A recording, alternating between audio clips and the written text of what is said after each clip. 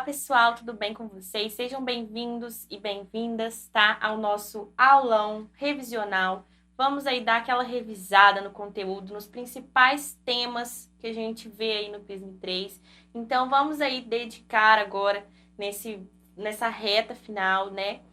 Nos apropriarmos aí daquilo que a gente ainda tá com um pouquinho de medo. Porque, igual eu falo, gente, a prova de língua portuguesa é para vocês gabaritarem. Vocês têm um texto e vocês precisam fazer ali uma compreensão, uma interpretação, uma inferência do que está ali, tá? Diferente de outras matérias que às vezes vocês precisam dominar um conceito ou que vocês precisam dominar ali, lembrar de uma fórmula, né? Então vamos ter atenção e vamos arrasar aí na prova de língua portuguesa, tá? Então vamos aí começar fazendo a diferença de língua de linguagem, retomar texto, gênero textual, uma vez que o texto é o objeto de estudo da língua portuguesa, né? Das aulas de língua portuguesa, ou deveria ser. Então vejamos aqui, língua e linguagem. A linguagem é a capacidade que os seres humanos têm para produzir, desenvolver e compreender a língua e outras manifestações, como a pintura, a música e a dança. Já a língua é um conjunto organizado de elementos, sons e gestos que possibilitam a comunicação. Então, a gente já sabe que a linguagem é mais geral. A linguagem, né? Dentro da linguagem, a gente tem vários tipos de comunicação. Dentre as comunicações, a gente tem a língua, que é uma das formas de comunicação, tá? Então, a gente vê que a língua, ela surge em sociedade e todos os grupos humanos desenvolvem sistemas com esse fim. As línguas podem se manifestar de forma oral ou gestual, como a Libras, tá? Que também é um tipo de língua de sinais, tá? A gente fala que não é uma língua oral, mas é uma língua, porque ela permite a comunicação. Então, é uma ferramenta, né, dentro da comunicação que permite aí a interação entre os sujeitos. Tipos de linguagem, gente. Linguagem verbal. Utiliza as palavras para estabelecer a comunicação. São utilizadas tanto na escrita como na oralidade, linguagem verbal. A linguagem não verbal não utiliza as palavras para estabelecer a comunicação, recorrendo a outras formas de comunicação, como gestos, sinais, símbolos, cores, luzes, né? A gente sabe também que existe a linguagem mista. A linguagem mista nada mais é do que o uso em simultâneo, tá? Dos dois tipos de linguagem. Então, a gente tem a linguagem oral e a linguagem verbal e a linguagem não verbal, tá? Então, a gente tem aqui os textos multimodais, né, como foco aqui da linguagem mista. A gente tem ali na tirinha, né, na história em quadrinhos, na charge, uma imagem, cores, expressões ali marcadas com risquinhos, tracinhos, né? E balões de fala, balão de pensamento, justamente para marcar essa linguagem verbal e os outros elementos configurando ali a linguagem não verbal. Então, quando a gente une esses dois tipos de linguagem, a gente tem linguagem mista. E, né, falando aí de linguagem, de língua, a gente sabe que a língua, né, ela vale-se de textos. Nós nos comunicamos, nós conversamos por meio de textos, tá? Então, a gente sabe que língua, né, ela vem sendo utilizada aí através de textos. E textos, quando expressos com determinadas características, padrões, nós chamamos de gênero textual, quando ele possui uma determinada característica reconhecido socialmente, né, e aí nós podemos considerá-lo gênero. Mas vejamos aqui. Tipos de textos. Então, para resumir, verbal vale-se de palavras, não verbal, nenhuma palavra, e misto, imagens e palavras. O texto, gente, é algo muito interativo, porque a gente sempre escreve visando a um público-alvo, visando a alguém, né? Então, quando a gente tem um público-alvo bem delimitado, bem estabelecido, o nosso texto, ele com certeza vai ser interativo. Ainda que se for oral, eu vou estar conversando com alguém, às vezes a gente tem um monólogo ali, né, que a gente fala sozinho, mas na maior parte das vezes, mas mesmo assim não deixa de ser interativo, né? Porque no monólogo eu interajo comigo mesma, né? E qual o problema disso? E fora desse contexto, nós temos ali interação, né, com outras pessoas. E o texto escrito é a mesma coisa, eu vou interagir com os meus leitores, tá? E o texto, ele é interativo, o texto está para um gênero textual, como eu disse, um texto, cada texto possui suas propriedades, características que o enquadram dentro de um determinado gênero, e cada gênero possui finalidades, objetivos comunicativos específicos que o enquadrarão em determinados tipos textuais. O gênero textual.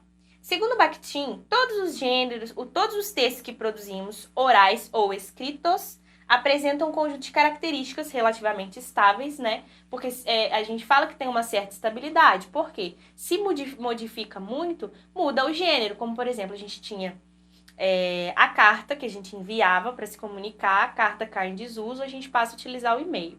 Aí a gente utiliza o e-mail, então a gente muda um pouco as características, mas a gente mudou o nome do gênero. A gente não tem um texto com determinadas características, a gente cria um gênero com, por exemplo, o men. Então a gente tem aqui características relativamente estáveis. Tenhamos ou não consciência delas. Mas tem que ter consciência, hein, gente? Porque na nossa prova a gente tem, claro, a estrutura, falar sobre a estrutura do texto, falar sobre, né, a finalidade, o objetivo comunicativo. Então a gente tem que ter essa consciência. Essas características configuram diferentes gêneros textuais, que podem ser caracterizados por 3 aspectos básicos coexistentes. O que seria?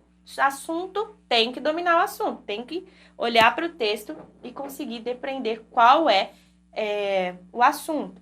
A estrutura, né? Qual é a estrutura daquele texto. E o estilo, qual é o estilo, né? Ele tem uma linguagem mais objetiva, ele é mais prolixo, ou ele é mais conciso, né? Então, temos que observar. Escolha do gênero textual, gente. Olhem só, prestem atenção aqui.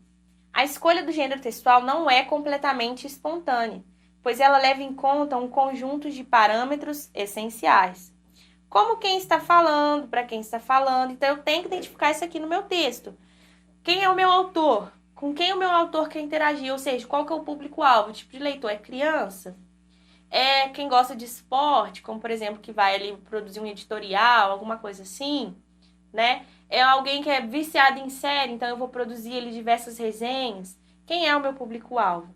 Qual que é a finalidade? Eu quero convencer alguém, eu quero contar uma historinha, eu quero apresentar uma descrição de um lugar que eu achei legal ou que eu criei na minha própria cabeça e quero que as pessoas tenham consciência aí da historinha que eu inventei, né? Qual que é o assunto? Então, isso tudo aqui, cheguei, olhei para o texto na minha prova, eu tenho que identificar. Porque aí fica mais fácil na hora que eu chegar lá nas perguntas. Mas isso aí vocês já estão cansados de saber, eu sempre estou repetindo, né? Vamos olhar as características. Estou falando várias vezes. Tipos textuais. Então, sei o meu gênero. Ah, já sei qual que é o meu gênero textual. Ah, mas esse gênero textual, qual que é a tipologia textual que predomina? Isso aí ajuda a identificar o objetivo comunicativo daquele texto. Então, vejamos. Tipos textuais. Os tipos textuais são classificados de acordo com sua estrutura, objetivo e finalidade. De acordo com a tipologia textual, eles são classificados em 5 tipos. Quais são os 5 tipos textuais que nós temos?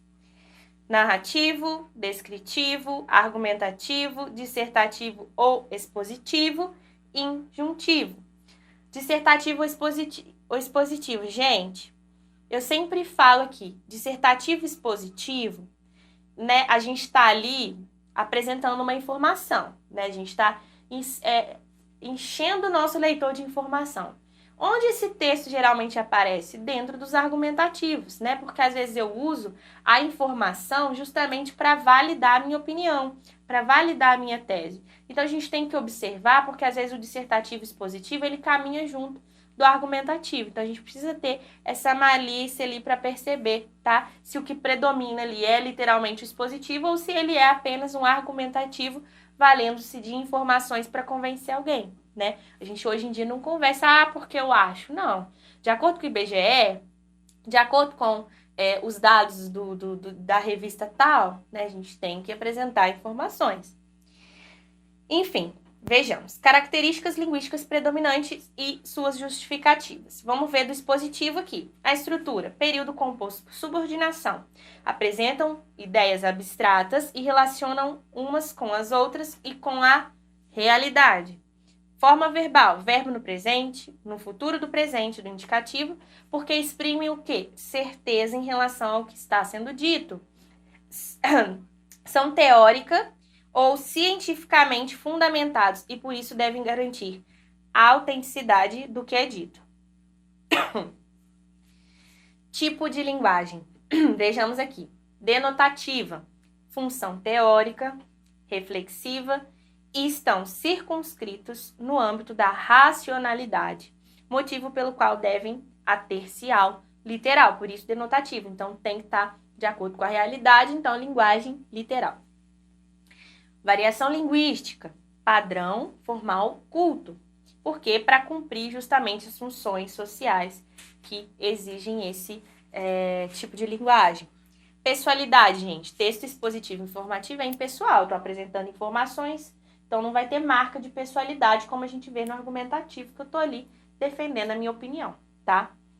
Devem colocar em foco o objetivo de análise, ou seja, o assunto que se desenvolve, tá? Vamos lá. Argumentativo. Argumentativo é o foco de vocês. Por que eu fiquei aqui falando do expositivo? Porque aparece no argumentativo e a gente sabe que a argumentação ela é cobrada no PISM 3. Textos argumentativo, artigo de opinião, cai demais da conta, né? Então, a gente tem que se ater aqui a esse tipo textual, porque são gêneros que estão dentro dessa tipologia que vai provavelmente cair na prova de vocês. Mas eu falo de todas, porque vocês têm que ter conhecimento de todas, tá? Vejamos aqui, argumentação, tá? Período composto por subordinação, porque apresentam ideias abstratas e relacionam com a realidade, igual nós vimos no outro. Formas verbais, verbo no presente e futuro do presente, a mesma coisa. Deve convencer o leitor, passando-lhe confiança sobre o que é dito. Linguagem denotativa, né? Apegando-se sempre à literalidade. Variedade linguística, padrão formal, culto. Cumprem funções sociais que normalmente exigem esse registro de linguagem. Argumentativo, marcas, né, impessoais. Devem colocar em foco o objetivo de análise, ou seja, o assunto sobre o qual opinam, tá? Próximo, narrativo. Textos narrativos, a gente tem que observar tipos de narrador, a gente tem que observar foco narrativo, a gente tem que observar público-alvo. Então, vejamos.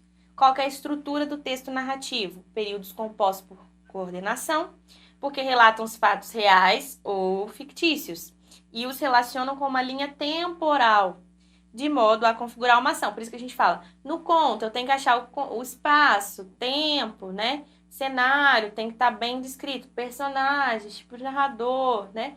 Bem conteúdo que a gente vê lá no fundamental. Formas verbais. Verbos no pretérito perfeito e imperfeito do indicativo, né?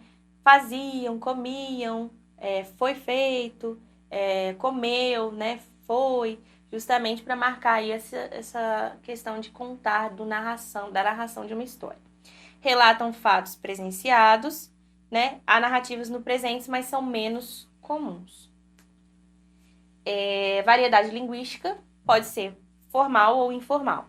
Se for formal, né, vai cumprir a função ali que está sendo exigida nesse registro de linguagem. E informal, né, quando a gente tem ali a representação de diferentes vozes e, portanto, diferentes registros nas narrativas ficcionais.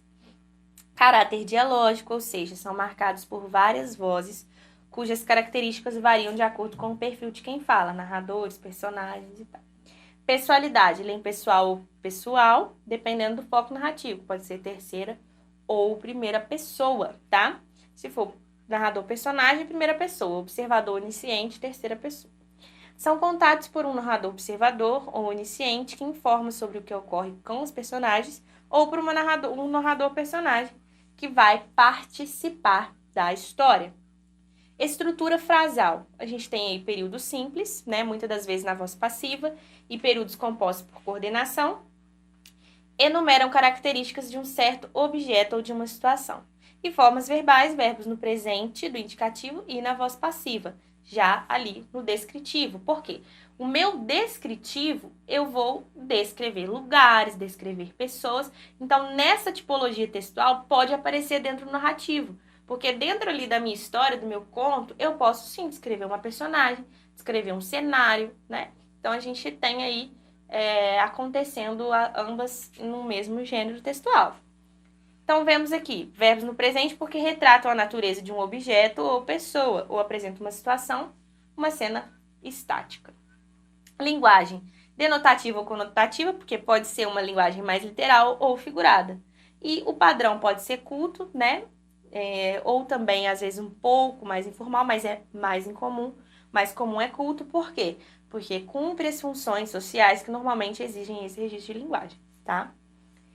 Pessoalidade, impessoal ou pessoal, depende do nível de subjetividade neles presente. Coloco em foco, às vezes, o objeto, a impressão que causa em quem o observa, tá? Instruir, instrucional, que a gente vê lá no PISM 1 demais da conta, né? Estrutura frasal, períodos simples, devem ser de fácil entendimento, motivo pelo qual evitam estruturas frasais complexas. Formas verbais, verbos no modo imperativo ou forma correspondente, têm caráter prescritivo e buscam estabelecer uma interlocução com o leitor, a qual se evidencia nas formas verbais utilizadas. Tipo de linguagem denotativa, né? Deve apresentar as instruções de maneira clara, objetiva, de modo a facilitar a compreensão. Então, não pode ser linguagem figurada aqui, né, pessoal?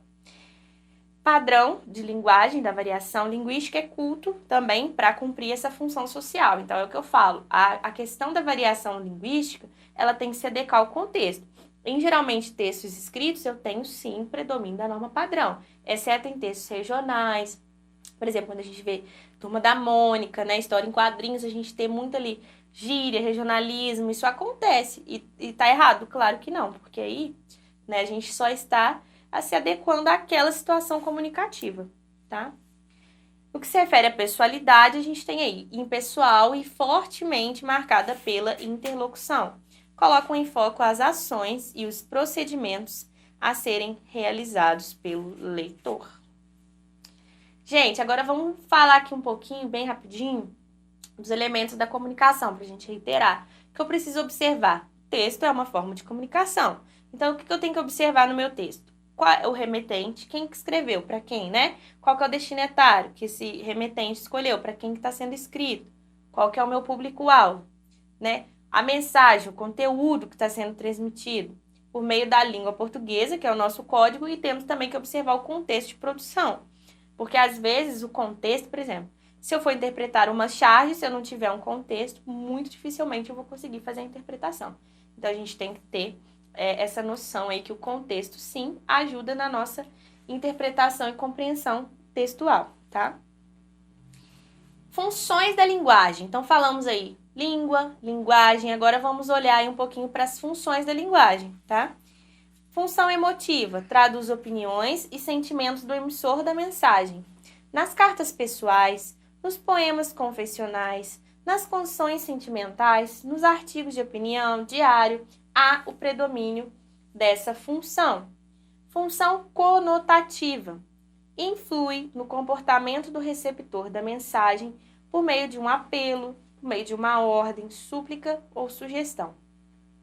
Entre os gêneros em que há predomínio dessa função, a gente vê, né, anúncio publicitário, discurso político, previsões, horóscopos, entre outros, tá? Então, aqui a gente observa, né, essas funções. Continuando, função referencial. Traduz objetivamente a realidade, privilegiando o referente da mensagem. Isto é, o assunto, né, foco no texto. É a função que predomina nos gêneros de caráter científico, didático e jornalístico. Poética, função poética da linguagem. Enfatiza a elaboração da mensagem de modo a ressaltar o significado e produzir um efeito artístico. Tem o seu lugar privilegiado nos gêneros literários, mas podemos encontrá-la em anúncios publicitários, né, músicas, etc. Função metalinguística. Utiliza o código como assunto ou como explicação do próprio código. Então, aqui, por exemplo, né, quando a gente tem ali a gramática, a gente vê uma gramática prescritiva, basicamente a prescrição de regras de uso da língua. E eu utilizo a língua para explicar como essa língua funciona. Então, isso é a função metalinguística da linguagem, tá? Então, utiliza o código como assunto ou explicação do próprio código. Os exemplos mais comuns em que há predominância dessa função são as aulas, os livros de gramática e os dicionários. Há também metalinguagem em um poema, que reflete sobre a criação poética, ou um filme que fala sobre o próprio cinema, tá? Função fática. Abre, prolonga, testa ou interrompe um canal de contato entre emissor e receptor, tá? Em textos orais, por exemplo, essa função se manifesta todas as vezes em que se inicia e termina um ato comunicativo, né? Uma fala, ok? Principais figuras de linguagem. Então, falamos das funções da linguagem, agora das figuras de linguagem.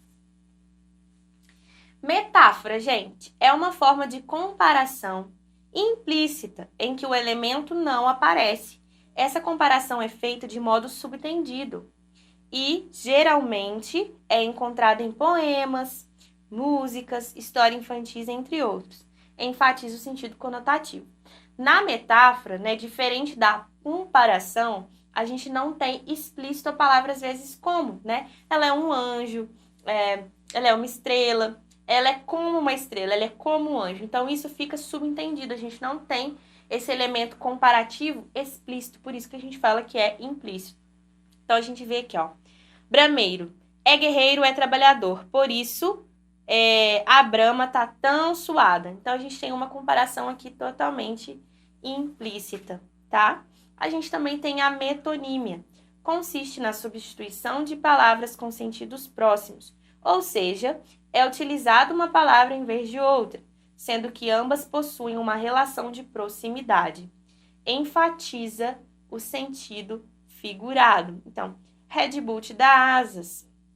E aqui temos homo, lava mais branco, né? Não é o sabão, né? O homo. Red Bull não é bebida, né? É o frasco. Então, a gente vê essa substituição aí, tá?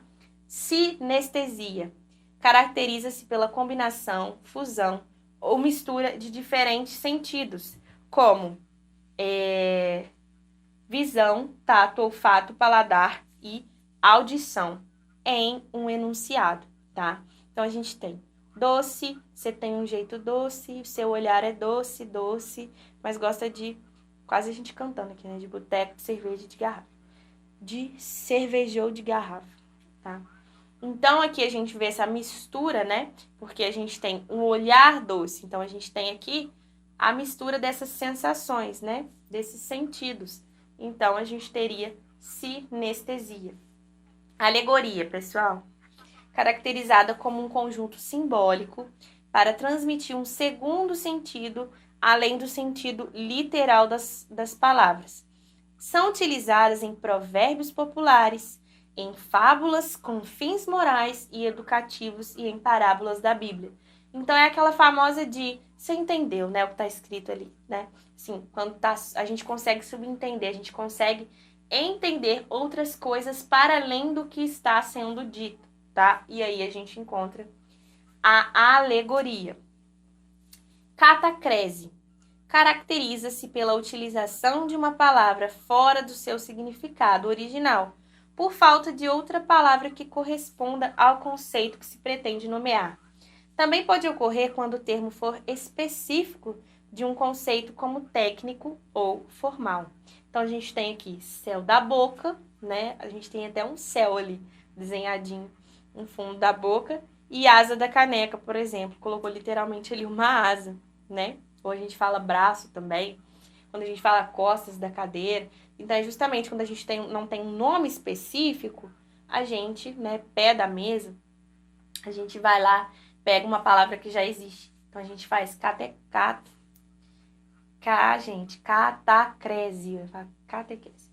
Pleonasmo, que seria o pleonasmo, né? A gente sabe que o pleonasmo é a repetição. A gente só tem que diferenciar do que seria pleonasmo vicioso, que é aquela repetição indevida, né? Quando a gente fala, vou subir para cima, descer para baixo, entrar para dentro, sair para fora. Então, são pleonasmos viciosos, tá? Que é diferente do pleonasmo, às vezes, utilizado em texto para trazer ênfase, tá? Como nós vamos ver aqui. Também chamado de redundância, se caracteriza pelo uso excessivo de palavras na transmissão de uma mensagem, ou seja, provocando a repetição de ideias. Ele pode ser uma figura de linguagem pleonasmo literário, né? Que visa a intensificar o valor expressivo das palavras, reforçando o que está sendo transmitido, captando a atenção ou despertando sentimentos no leitor. Então, a gente tem, ó mar salgado, quanto do teu sal são lágrimas de Portugal. Então, a gente tem a repetição aí, quanto do teu sal, mar salgado, sal, sal, tá? Mas aqui intencionalmente. Antítese. A antítese, gente, é literalmente a repetição de palavras. São palavras opostas, porque se diferencia do paradoxo. O paradoxo eu tenho ideias contrárias. A antítese não. Na antítese eu tenho basicamente antônimos. É isso que eu iria dizer. Antônimos são termos que se opõem uns aos outros. Então vejamos aqui, ó. Amor se opõe a ódio, frio, quente, vida, morte, tristeza, felicidade, bonito e feio, paraíso, inferno, sol, chuva, céu, terra, luz, escuridão, verdade e mentira, né? Então, aqui a gente tem termos, palavras que são opostas.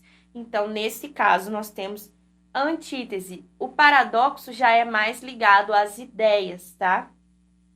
Utilizado na linguagem oral escrita, caracteriza-se pela fusão de dois elementos na representação de uma ideia. Então, aqui no paradoxo, a gente pode ter tanto essa fusão de ideias, quanto essa contraposição de ideias. Então, por exemplo, feliz segunda-feira, a mãe de todos os oxímoros, né? Como que uma segunda-feira pode ser feliz, gente? Então, a gente tem ideias aí totalmente opostas. Um feliz segunda, outro não. Hoje é segunda não tem como ser feliz, né?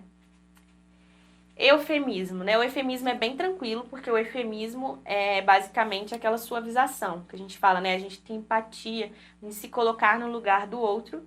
Obviamente, a gente acaba sendo politicamente correto, porque a gente deixa de falar algumas coisas e faz trocas ali que são necessárias ao discurso para a gente, né, ser gentil, delicado, né? Com a forma de falar. Então, o eufemismo geralmente é utilizada para tornar o discurso politicamente correto e para que a utilização de palavras e expressões seja mais agradável e menos negativa. Possibilita um menor impacto e a suavização do discurso em situações de morte ou separação, assuntos desagradáveis ou que gerem discórdias, tabus, entre outras. Fofoqueira não, querida, né? Um exemplo. Eu sou produtora de biografias orais não autorizadas. Então, a gente tem o eufemismo e a gente também tem a hipérbole. A hipérbole já caracteriza-se pela atribuição de exagero a palavras e expressões de forma intencional sobre uma determinada. Então, enquanto no eufemismo a gente vai suavizar, na hipérbole a gente vai exagerar, né? Para destacar, intensificar ou enfatizar um sentimento ou ação. Então, vive nadando em dinheiro, eu morri de chorar. Bem um discurso bem dramático, né? Ah, eu vou morrer de amor, eu vou morrer de dor, né? Marcando aí esse exagero.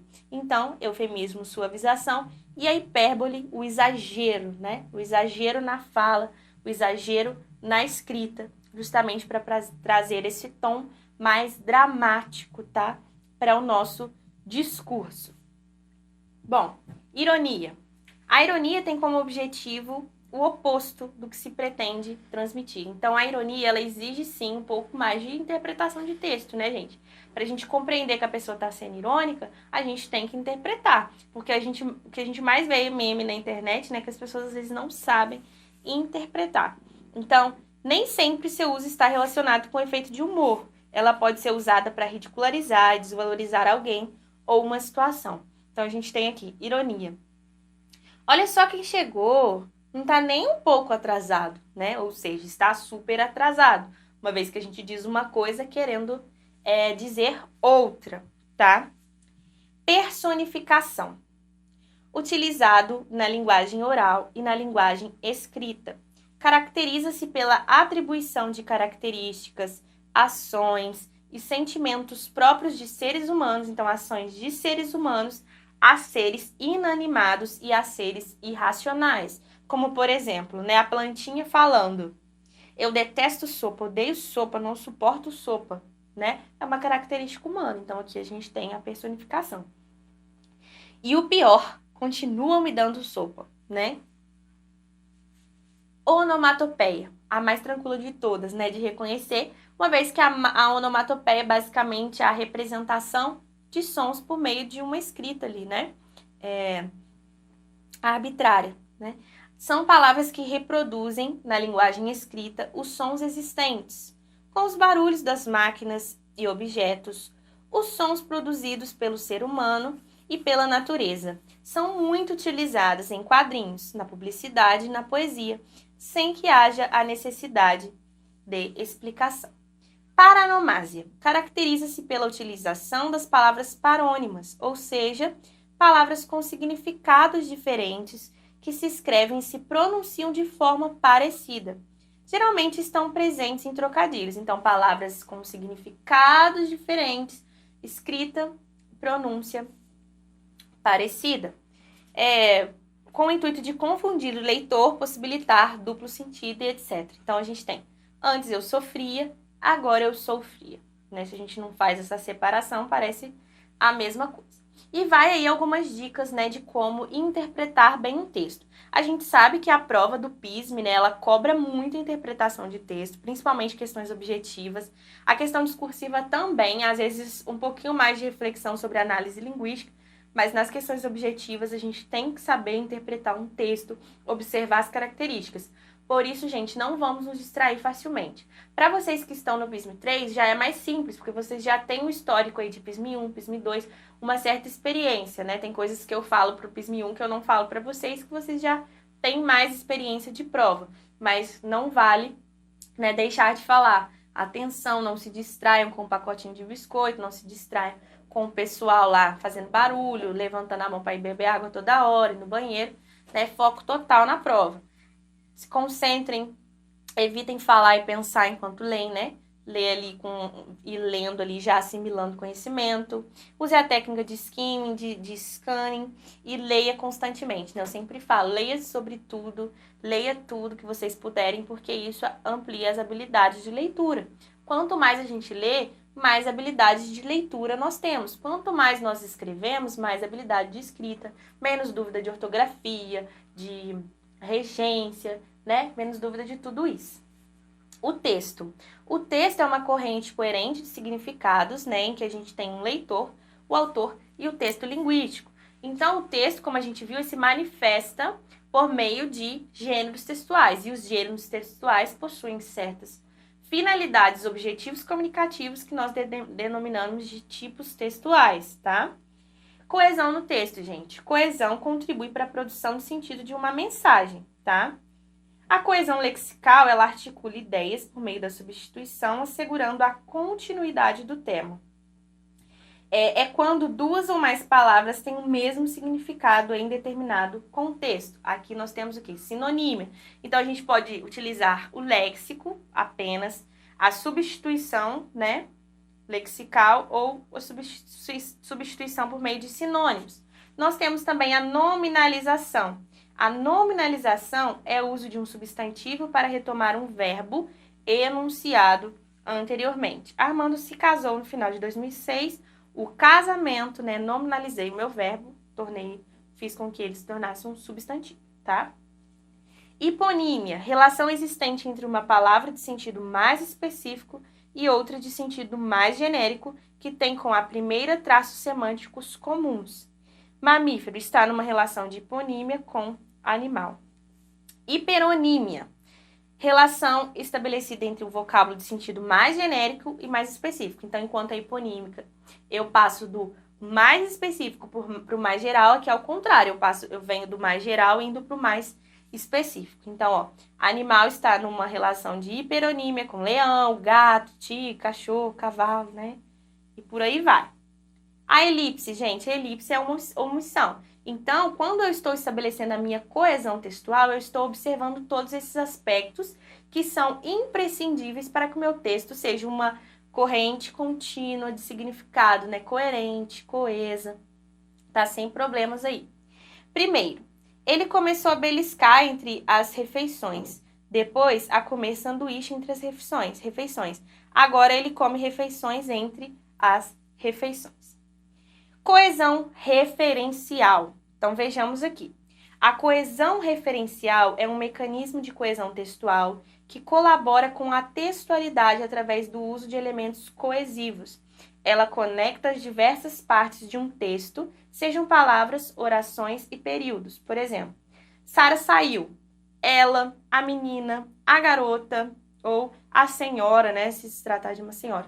Então, a gente tem que utilizar este recurso para evitar a repetição. E aí, quando chegar na prova de vocês, o que pode perguntar? Qual é a relação existente, né? É uma referenciação? É uma substituição? E ali a gente vai observando como isso se dá naquela questão especificamente.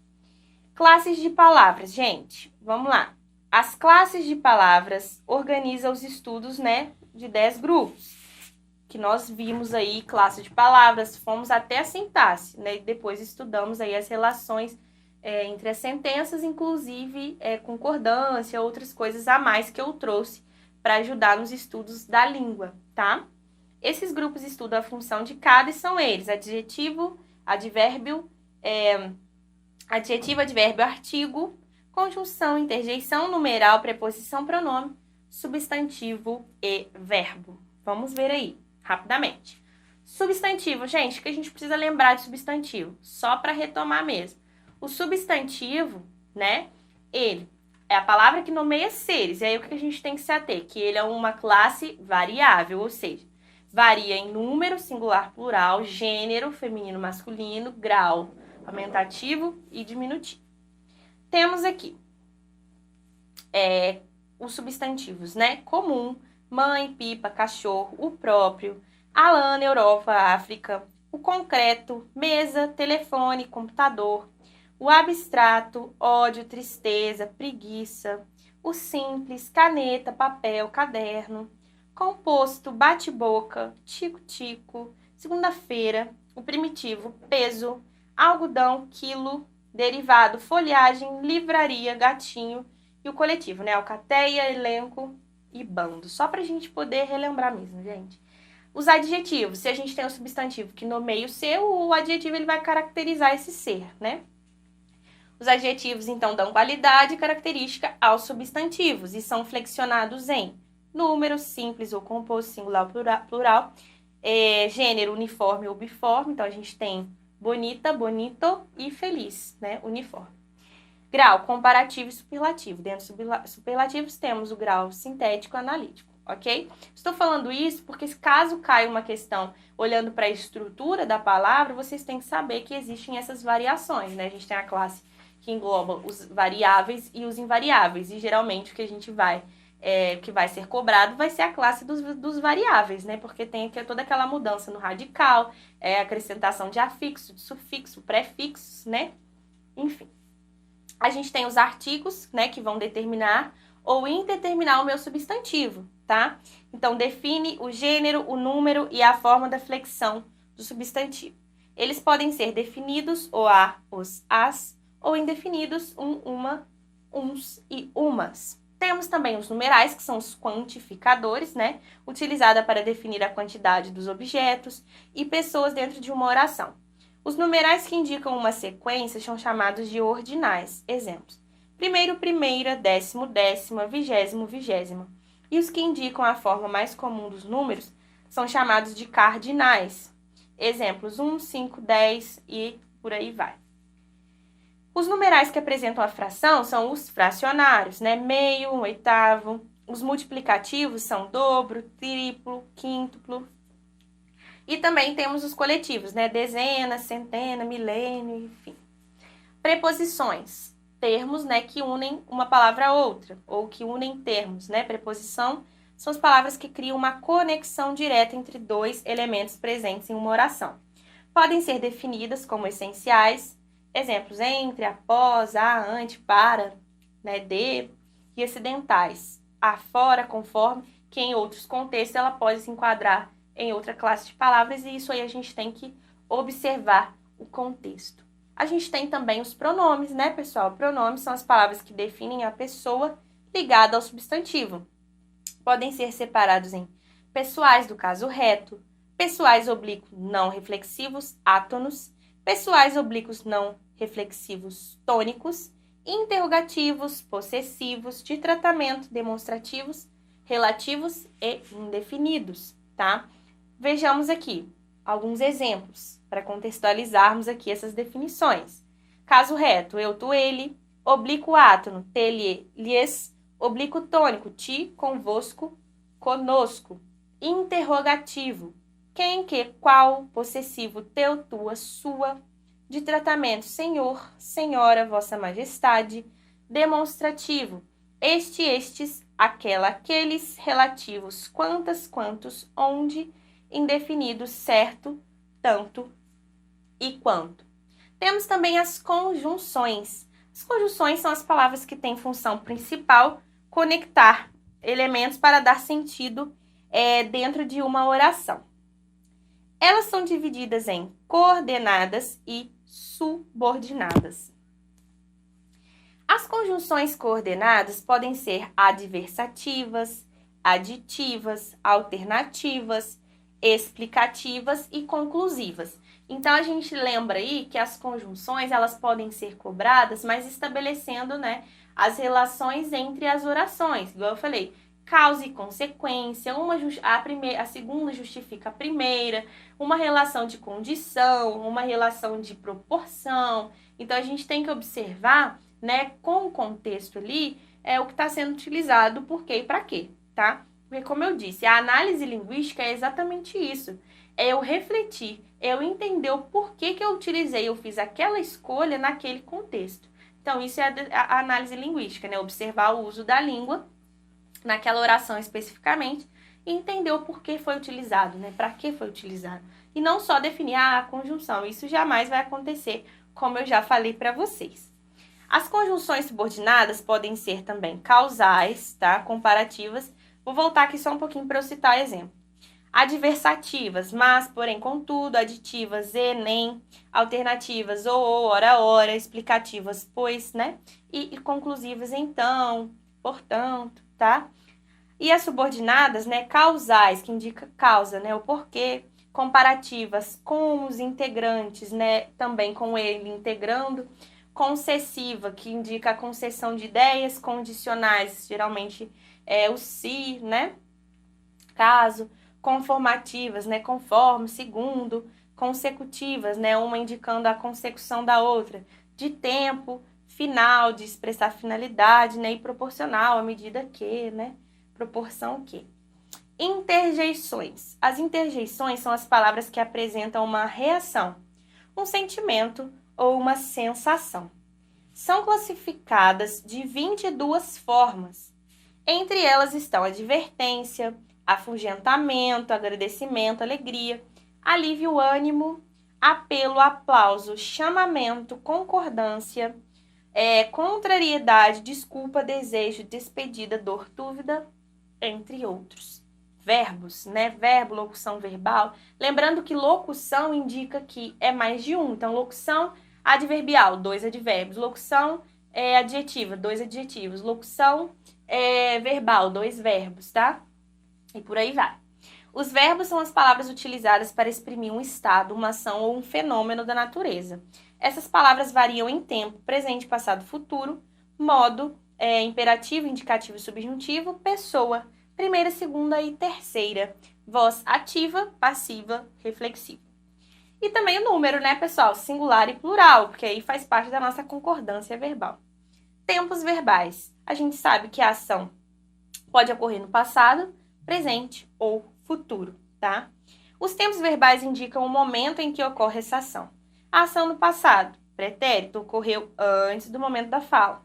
A ação no presente ocorre no momento da fala e futuro após o momento da fala. Lembrando, né, que o interlocutor ali vai ser a referência. Modos verbais. Indicativo, exprime certeza. Ele discursa muito bem. Imperativo, ordem, pedido, conselho, sugestão. Discurse como ele. Subjuntivo, exprime desejos, possibilidades, dúvidas. A gente coloca aí como o tempo da dúvida, né? Talvez discurse bem essa noite, da possibilidade. E aí, gente, a gente pode observar aqui os modos verbais. A gente tem o indicativo, né? Dentro do indicativo a gente tem presente, ele consegue, Pretérito perfeito, ele conseguiu. Pretérito imperfeito, ele conseguia. Pretérito mais que perfeito, ele conseguira. Futuro do presente, eu conseguira. Futuro do pretérito, ele conseguiria. Ele conseguirá, eu li errado. Subjuntivo, presente, que ele consiga. Pretérito imperfeito, se ele conseguisse. Futuro, quando ele conseguir. Imperativo afirmativo, consiga ele. Afirmativo negativo, não consiga ele. Sinais de pontuação. Vamos dar uma lembrada aí nos sinais de pontuação. A pontuação de um texto. Em um texto, a pontuação é importante porque atua na produção de sentido, obviamente, né? Qual o sentido dessa frase sem os sinais de pontuação? Vejamos aí, João toma banho e sua mãe diz ele quer banho frio. Então, a gente poderia dizer, João toma banho e sua mãe diz, quero banho frio, né? Ou, João toma banho e sua mãe diz ele, quero banho frio. Então, a gente tem um primeiro momento, né? Não faz sentido e a gente vai pontuando de modo que a frase tenha sentido. Qual a diferença de sentido aqui entre essas duas frases? A mulher nervosa saiu da reunião. No primeiro, ela estava nervosa, uma condição momentânea. Agora, se eu digo a mulher nervosa saiu da reunião, ou seja, ela é sempre nervosa e saiu da reunião, tá? Aqui é a explicação que eu acabei de trazer para vocês, que é bem simples, tá? E aí, gente, a gente precisa se ater às frases maiores, as frases maiores. Ou por quê? Porque elas tendem a ser mais confusas se a gente não pontuar da maneira correta. Então, a gente vai relembrar aí, né, aqui estão os sinais, quais são as regras, principalmente da vírgula, né, que mais causa dúvida.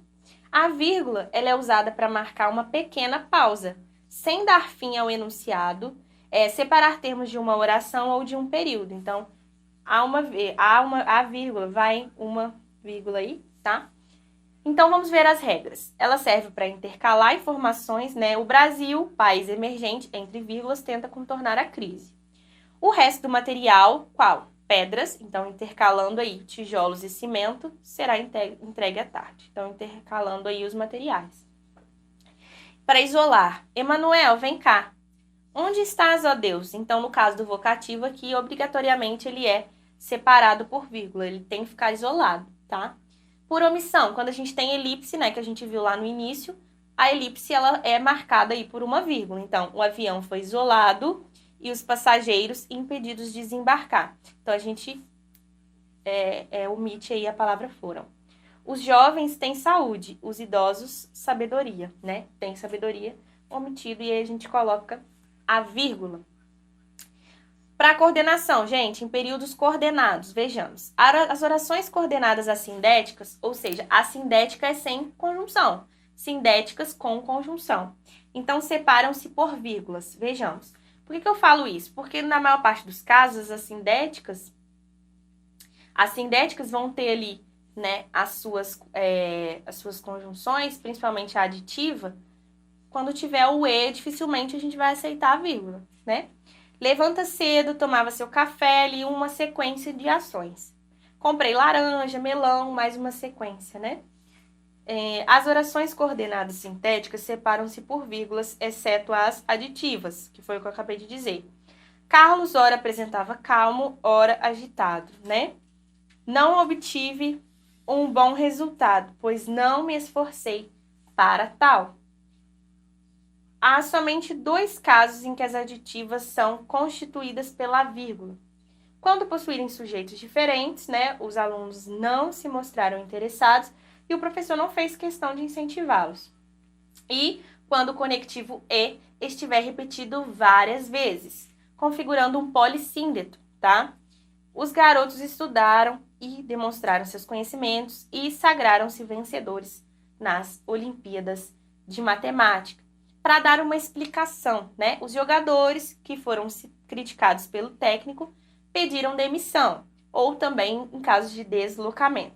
No dia seguinte, ele saiu bem cedo para trabalhar. Na semana passada, fomos todos ao cinema. Aí você pode me perguntar, mas por que deslocamento? Porque a ordem é sujeito, verbo, predicado e seus adjuntos. Então, deveria ser, nós fomos todos ao cinema na semana passada. Então, eu desloquei para o início, coloco uma vírgula. E a gente não usa vírgula para separar sujeito do verbo, né, gente? Não se separam. Os cachorros de raças fugiram do canil. E verbos do objeto, tá? Que tá escrito errado, do objeto. A professora ensina música aos alunos. Não separa verbo, sujeito, verbo, predicado. Não se separa por vírgulas. Também, nome do adjunto adnominal, né? O nome do adjunto. Filho, caçula, não posso separar. Oração substantiva da principal. Espero que, não pode separar por vírgula, tá? Então, aqui, exemplificando. Mãe, só tem uma. Mãe, só tem uma, né? Vendo aí claramente a distinção. Ponto e vírgula. Emprega-se nas orações coordenadas adversativas e conclusivas quando apresentarem conjunção posposta, tá? Conjunção posposta depois ao verbo. O garoto queria sair com os amigos, seu pai, entretanto não deixou. Então, quando eu desloco, né? Entretanto, seu pai não deixou, eu acabo podendo separar aí ponto e vírgula. Ponto e vírgula também, para separar os itens de enunciados e enumerativos, né? A forma mais comum de seus usos. São gratuitos para os reconhecidamente pobres, na forma da lei, registro civil, certidão, e aí no último tópico, né, eu coloco ponto final. Ponto final. É empregado no final de frases declarativas e usado em abreviaturas. Então, encontrei no álbum de fotos o antigo retrato de minha mãe, frase declarativa, e avenida, professor, doutor, sendo aí abreviados e o ponto para marcar essa abreviação. Ponto de interrogação, bem tranquilo, empregado no final das frases interrogativas diretas, né? Quem é aquele homem, mãe? Como vai? Tudo bem? Né? Quando será a prova do Enem deste ano? Já até aconteceu.